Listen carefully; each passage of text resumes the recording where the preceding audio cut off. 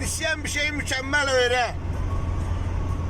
Kostyum indi 20 yanvarda Belatrek'ten biraz beri 50-60 manatadır. Yani səliqəli indiki zamanədə giyinmək elə də çətindir.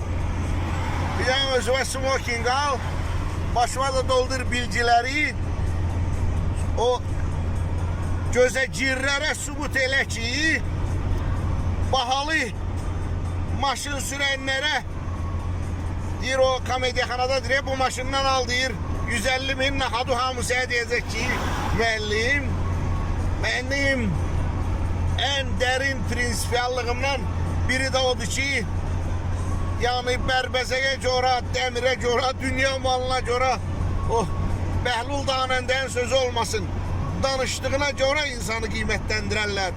Məsələn, Türkçe çarə öyrənər, bilgilər öyrənər, öz-özün xəstəlikdən sağaldar.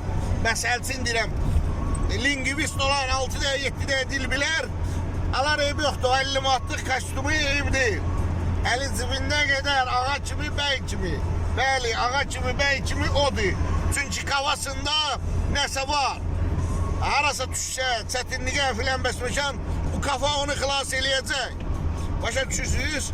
Bax, o prinsipiyallığı kasıb balassan lap yaxşı. Sən motivasyon var artıq.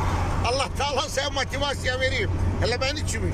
Oxuyu, başımı doldur bilgilərlə. Sübut elə ki, 150 minlik, 200 minlik maşınla yox, başında olan informasiyanın miqdarı inandı insanın qiyməti.